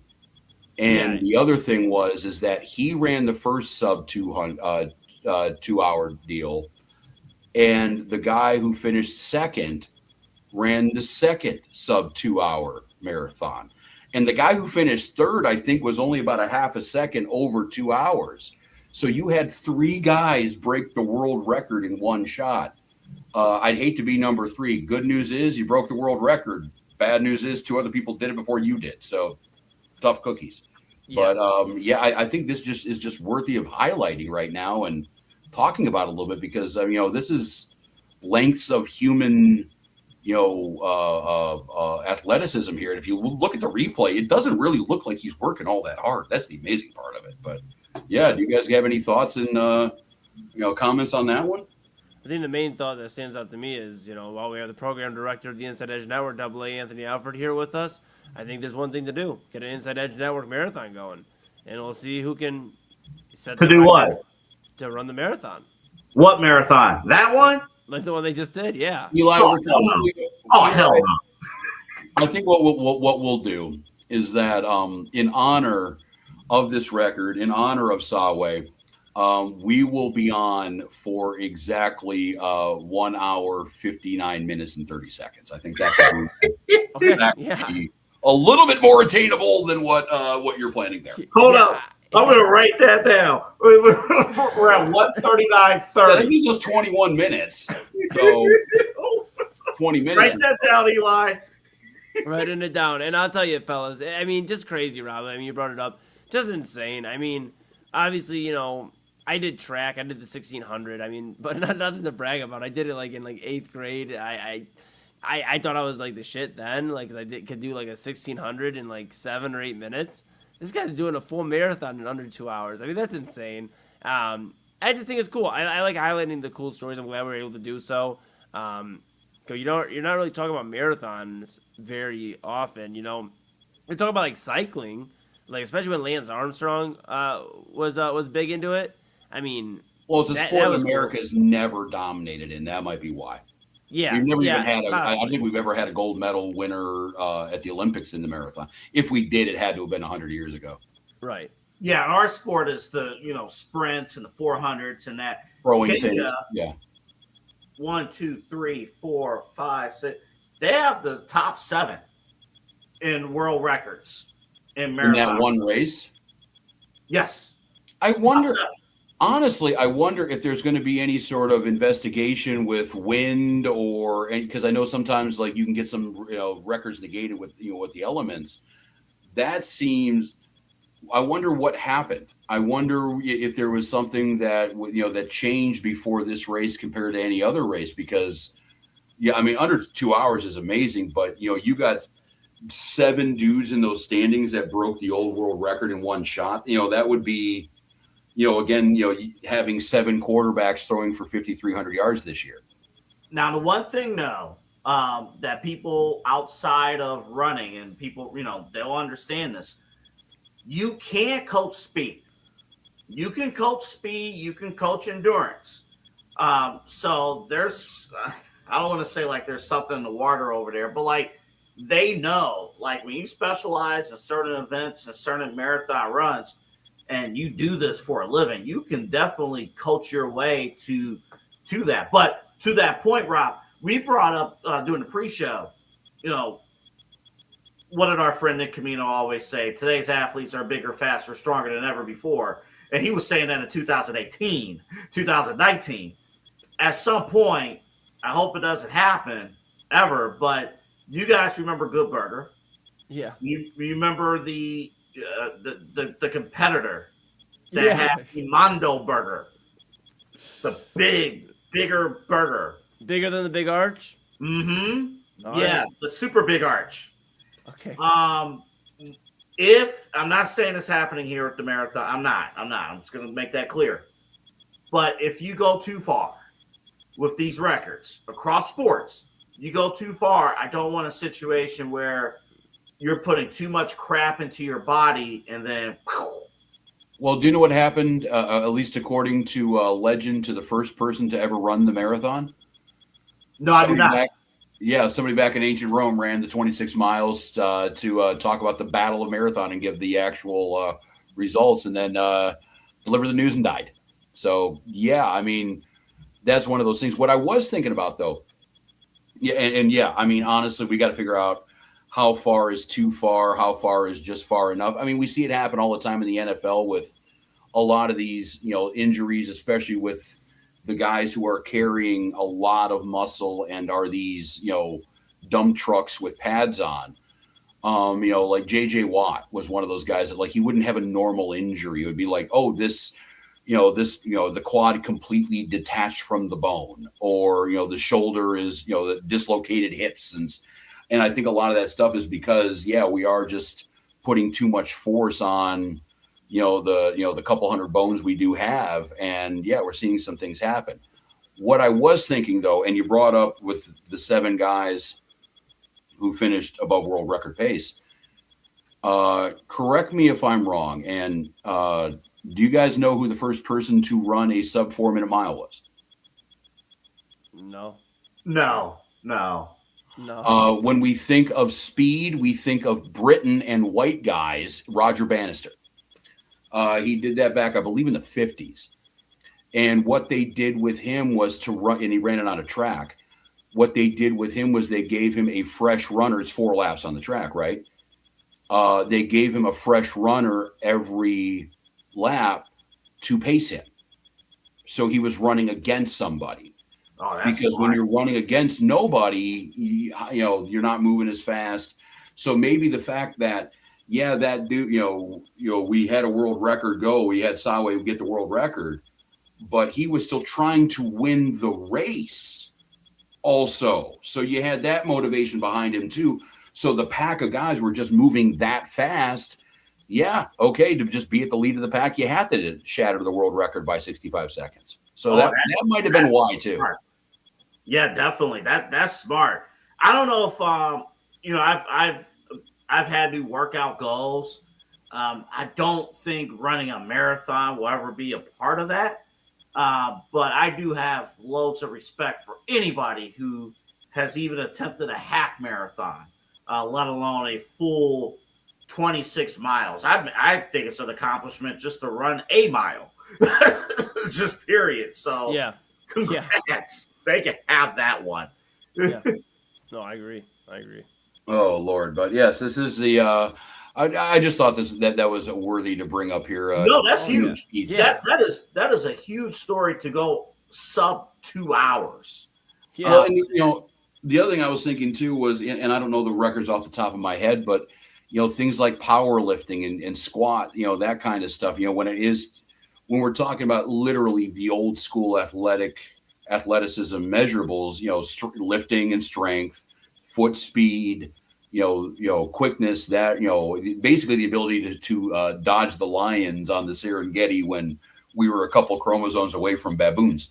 But that old school stuff again. I wonder, is there going to be a top out to the powerlifting record when it's just like, okay, we don't have to measure anymore because there's going to be literally nobody that's going to put 2,000 pounds and squat it, or bench 1,300 pounds or whatever whatever Mark Henry was doing back in the day. But yeah, like it's. And and again, to even just see it with the NFL, like how fast can these guys get? How strong can these guys get? And we seem to find a new answer to that question almost daily. So, I think the most astonishing part about this world record is that it's probably going to get broken at some point in time, and somebody's going to be running a sub 159, 158. And where do we go? Do we take a time machine 200 years from now and the world record, they're looking for a sub 90-minute marathon? Like what's going on there? So they must have W energy, bro. That's all I'm gonna say. Is they must be using some W energy, using the code Inside Edge 10, and they must be getting loaded up on W energy. I mean, have we found out if this guy's been using our code? I mean, he had to have been, right, Rob? Right? At this rate, I mean, dude, it looked like he looked like Anthony right now, just sitting here chilling. Like there was no sweat, there was no effort. He's just probably with a lot less body fat though. maybe at this rate, and might be a little taller. He looked like he looked pretty leggy. Oh, damn. No, that's not an insult. I think you gotta. I've always said this, and this is from my own perspective. Shorter people have to work twice as hard in running events. We have more steps that we got to take. I've always hated racing a tall person. If you're a tall person watching this, I'm taking a shot at you. I always hated racing tall people because I had to work twice as hard to make up for the steps that they could just. Well, and I know it's a funny comparison, but it's an extreme one. I'm not saying you're this way, AA, but I was feeling bad when I was at Disney because you would see like the 4 or 5-year-old kids. They're trying to keep pace with the parents, but those little legs have to move twice as fast to just deal with whatever 6-foot dad's dealing with. So yeah, like I can understand why you were dragging kids out completely unconscious by the end of the day because they've gone through about 10,000 calories. Oh, ain't that the truth? Oh man, I think some parents though just did that on purpose so their kid could go to sleep. That would. We talked to a few couples in the smokers area, about 9, 10 o'clock or whatever. And yeah, that was their plan. Was they had the kids run around all day, to get, do the pool, do the park, do all this kind of stuff. They Instacarted a couple of bottles of Jack Daniels over around 8 o'clock, and after the kids went to bed, that was when the parents had vacation. Word. Fair. You can't yeah, knock it. Nikki and I were taking notes. Good. What else we got, buddy? Oh, I'm trying to think here. Let's see here. Do we have anybody interested in Mike Tomlin going to Sunday Night Football? Oh, yes. We have so much love here and respect for Mike Tomlin, us as Cleveland Browns fans. We loved him whooping our ass. Yeah, well, what? I mean, here's the thing with Mike Tomlin, Rozycki. Since you opened up Pandora's box, Mike Tomlin will last 2 seasons at most as an analyst or, in studio commentator before he's back coaching. That's the reality of the situation. There's going to be an opening in the NFL that opens up. I mean, we don't know what's going on in New England right now with Mike Vrabel. I mean, that could be a possibility. These other jobs that open up. Mike Tomlin is just staying in the football eye because he doesn't want to miss it. He doesn't want to miss football. Just like football. Bill Cowher. Possibly, but I don't think it's the same thing. He was celebrating his 20th season at CBS. I don't think it's the same thing, though. I think Mike Tomlin's a little differently. I mean, Bill Cowher also went out on top. He won a Super Bowl right near the end of his career. Year before. His last season was actually the Steelers' last losing season, 6-10. Right, but I'm saying near the end. I mean, and Tomlin's had a lot of playoff failures, so I don't think he wants that to be his lasting impact. I do think he's going to go somewhere else.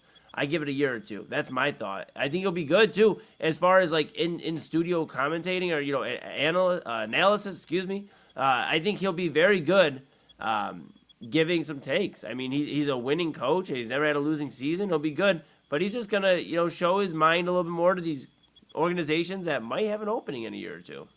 First off, with Bill Cowher, we're still waiting. He still has a home in Strongsville. We're waiting. You're for right. Yeah, Strongsville, Berea, I think Ashland for a second. Yeah. I heard somebody saw him at the Strongsville Mall the other day. He might have been there. By the way, if you're near Ashland, make sure you're driving the speed limit. Anywho, yeah. Tomlin's going to definitely get offers, but it's going to be kind of like Bill Cowher. I think what's interesting too, Tomlin, he just turned 54 back in March. He just turned 54, so he is in that sweet spot, kind of like Bill Cowher, who was 49 when he left the Steelers. Where the first, he's not old, he's not young. But he's been around for a long time. Those first couple of years, he will receive offers. But I could easily look. Broadcasters get paid these days, so I could easily see. Hey, if he's on those the road, broadcasters get paid. Let's not say all broadcasters get paid right now. Tom Brady gets paid. Tony Romo gets paid. I think NBC's paying Tomlin pretty well.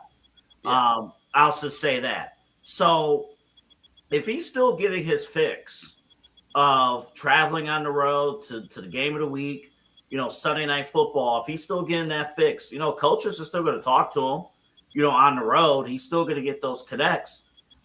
So it's going to be a matter of if he enjoys this, then it could be critical. And then and you kind of mentioned that with enjoy. I think, and Bill Cowher's talked about it a little bit too, that becoming a regular person again, an actual husband and father, and an actual person who, has hobbies and interests and, and actually does normal things is very addictive.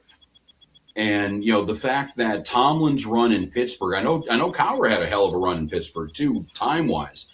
Tomlin blew that out of the water. He was there almost 20 years, 19 full seasons. Yeah. And that's a longer run than most.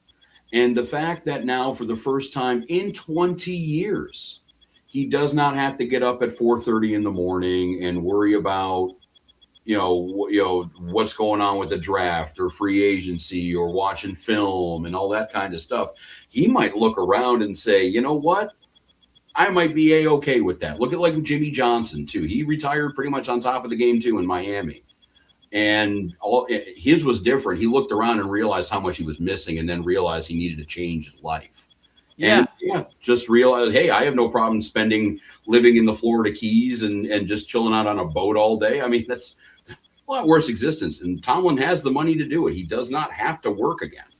Yeah, and my final thought on this is, because I know we have a few more things to get to here, is just you look at John Harbaugh going to the Giants, a guy that pretty much head coaching career kind of similar to Mike Tomlin and started around the same time. Very similar, where if John Harbaugh goes and balls out with the Giants, and they had a pretty good draft themselves, but they go out and ball out, I just think Mike Tomlin's going to get that itch. He doesn't want. You're bringing up guys, Rozycki, and I get it, but you're bringing up guys that their last year or two were right in the competition for a title, if not winning the championship. I think that's different than Mike Tomlin. I'm not saying he's not a successful coach. I mean, there's something to be said about 19 winning seasons or not a losing season as the head coach of the Pittsburgh Steelers. That's a big deal. But a lot of people are going to remember him dropping the ball multiple seasons at the end of his playoff tenure with the Steelers. So I think if Harbaugh starts balling out and teams start calling it is the right fit. Obviously, it's got to be the right fit. He's not going to come back and coach a team that is years away from competing. But if he can go out there and put himself in position to go run another mini dynasty, win 2-3, or at least put yourself in competition to do so, I do think he would. I truly think. Well, and that's what it might be, is that if he goes a couple of years and is very selective about those opportunities, and it is 3 or 4 or 5 years and nothing's tickled his fancy. Yeah, then that's he just says, then you're a broadcaster at that point. So at this rate, anything could happen. He did what Obama did with the presidency. He's done what a lot of people do with parenting. You got it done early and out of the way, so now you have a lot of time to be a cool retiree or grandfather. He can do whatever he wants. Again, Double A said it. He's not 60 years old yet. So, at this rate, he can If he wants, he can go coach college if he wanted to. Yeah, You know, the options are on the table. And his 3 kids, they're all out of the house. I mean, they're all adults, right? I mean, his 3 kids, they all went to either they went to college or his youngest Harley is in college right now. Right. So yeah, the options are on the table. You will tell based on the quality of his commentary whether or not he wants to go back or not. If he's holding back, then he wants to come back.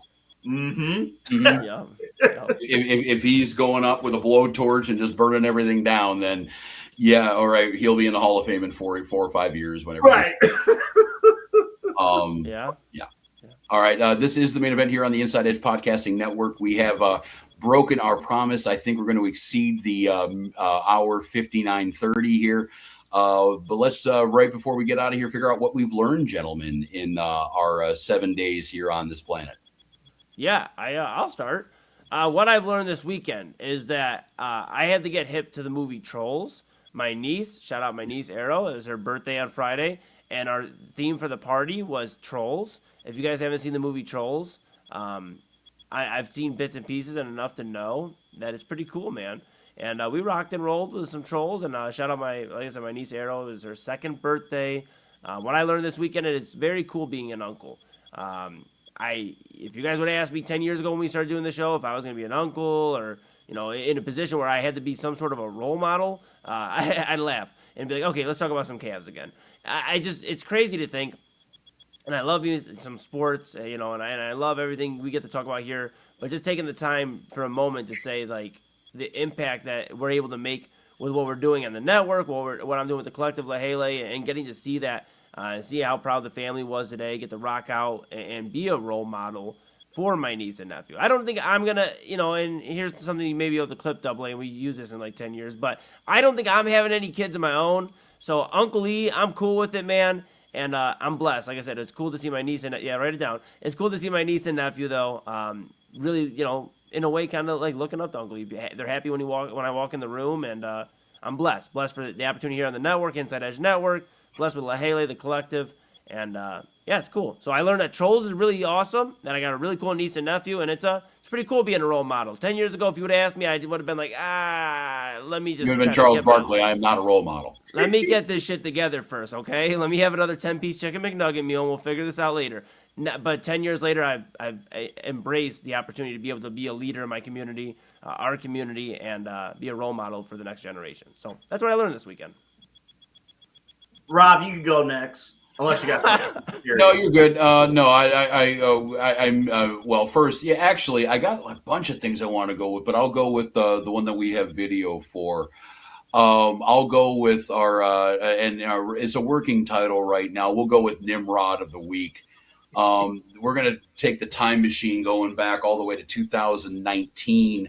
LeBron James was a 34-year-old NBA superstar.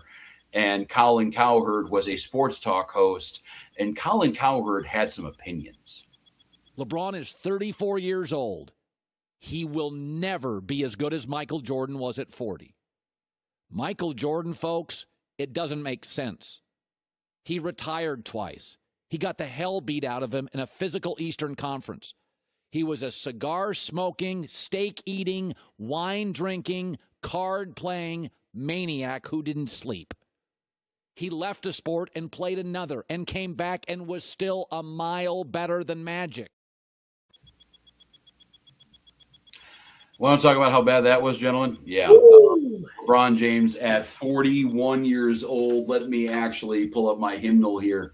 LeBron James at 41 years old has 10 points and 9 assists for the Lakers. It's not the best day in Los Angeles. They're down 102-83. They're actually in Houston. But yeah, I'm learning more and more, and the more I do this, and honestly, the more and more we're going to be on tape. I think Eli or Double A could probably pull out a few gems for me in the not too distant future. I've learned the good thing about this job, like being a weatherman, is one of the few jobs on earth that you don't have to be right all the time to actually do pretty well. But yeah, that was Colin Cowherd, Nimrod of the week. The other one too I'll throw in there is we found out what Shedeur Sanders would have done if his dad wasn't famous, and that would be in a veteran or in a rookie mini camp with the Baltimore Ravens after he didn't get drafted. That's where Diego Pavia has gone.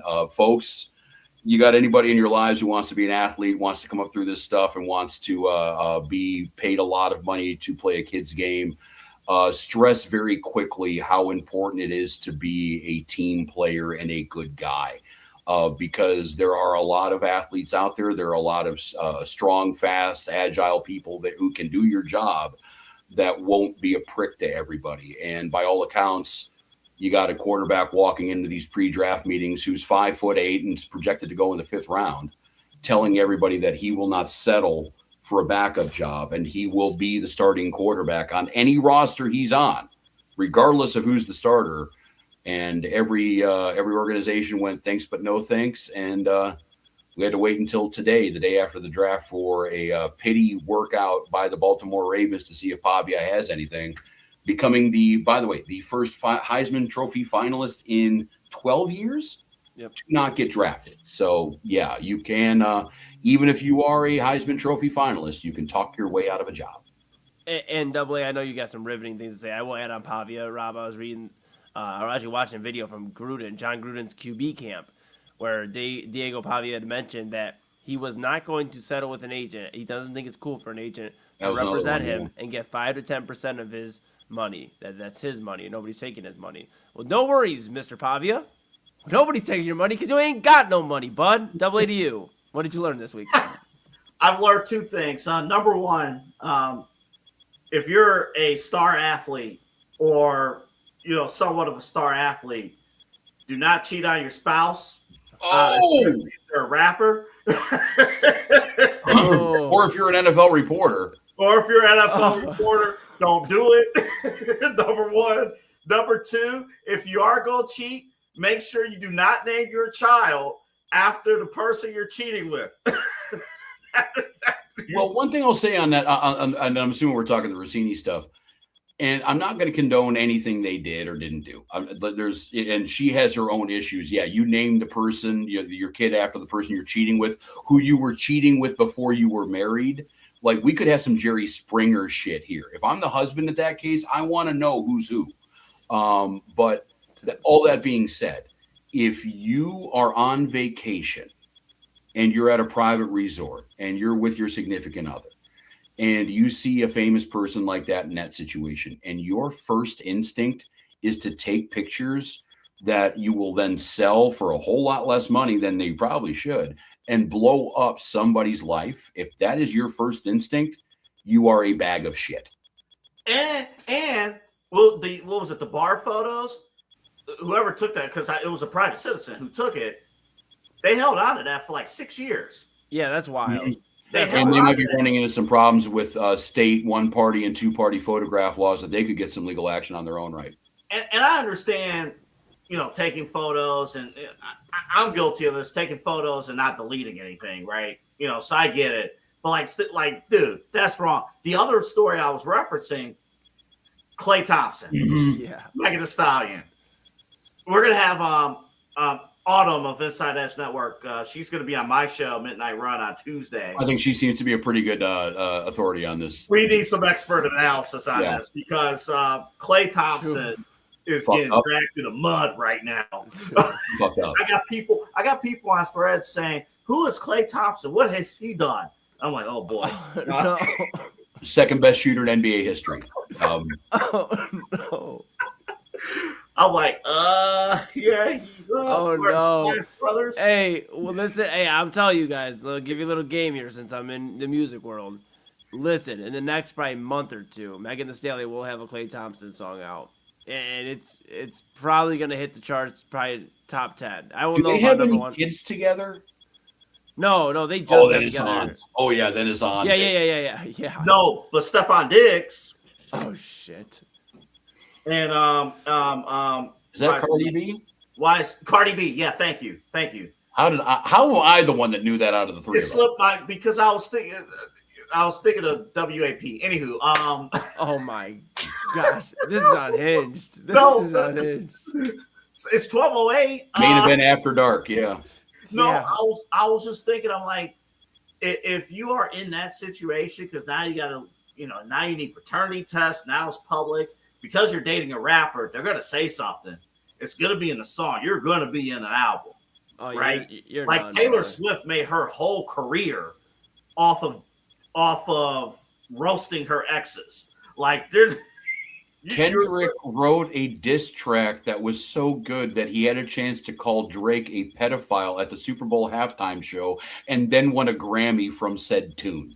Right. So, Right. yeah, they could have some problems. So go, Eli, go ahead, man. Oh, double. I'm trying to think. I mean, like you would think that's like. I thought the worst thing that happened to Klay Thompson in the last few years was the decline of his career. He thought he was going to get to play with Luka. Yeah, get to play with Luka. Luka gets traded. I mean, yeah, buddy. I mean, geez. I guess playing for the Mavericks ain't too bad now, right? Right. So that's what I learned. That's what I learned this week. Do not, if you're gonna go that route, just be careful. And I don't know. Again, if all of them are cheating, there are no winners. There are no winners. You're gonna pick your favorite anyway, right? So there's nothing, and it's terrible. Also, we had something serious real quick at the White House Correspondents' Dinner. There was an attempt, assassination. Oh, I thought you were talking something serious. Okay, I thought you said something serious. Yeah, no. And real quick though, I thought it was kind of fascinating because that happened at the Correspondents' Dinner. I think it was surreal to see the president in a tux and all the reporters super dressed up because that happened at the Correspondents' Dinner, and they all had a report, and they had the press briefing that night, last night, and you're looking at the reporters like in full, tux and dresses. It was an odd coincidence that the president goes to a correspondence dinner for the first time in a few years on a night that the security was a little bit more lax than it was at previous events, and you had the entire White House press corps sitting there ready to report on anything that happened. I remember what I learned in theater school. One of the things that Shakespeare always said was, all of the world is a stage and we are merely players. And I don't want to go too far into the ether on that one. We can also talk about the quickest healing ear in human history if you want. But obviously there were people who were shaken up. There were people, the dude, and actually if you go back to it, I don't know the guy's name. They have a security footage. Everyone's running out. It's pandalirium happening. And you have a dude at a table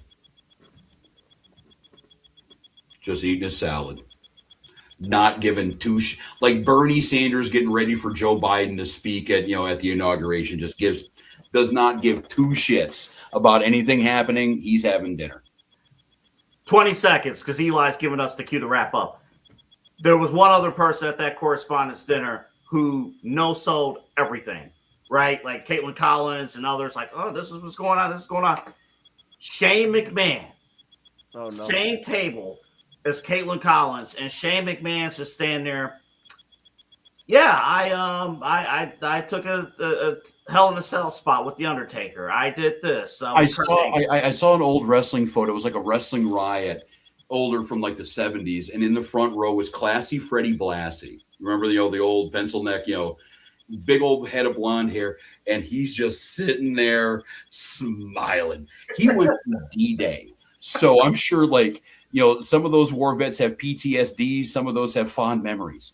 It's a little weird for some of those guys, but again, we don't want to make light of it too much. Because, again, there were shots fired around the president. It's just the modern news cycle we're living in now. It's just so crazy. And I hope that, barring that last couple minutes there that we were talking about some current events here, that we're a pleasant distraction talking the NFL draft and the Cavaliers' meltdown and Klay Thompson's meltdown, and Double A probably trying to get his digits to Megan Thee Stallion as fast as humanly possible. Nah, I'm good, man. She's fine, though, but I'm good. Double A, she's like a foot taller than you, bro. Doesn't matter, dude. The problem. You ain't gonna be eating mac and cheese if you're dating Megan Thee Stallion, dude. Bare minimum. We might be having a few PTO days from Double A if he starts dating Meg Thee Stallion. For that amount of money, I would get on a little booster seat and do whatever needed to happen. I'd sit there, like a little, at Denny's or whatever in the booster seat. Whatever we need to do. So Maverick and a Stallion walk in the bar. Okay, go ahead, Rob. Sorry. Hey man, I'm getting booster shoes, man. Dude, hey, you know what?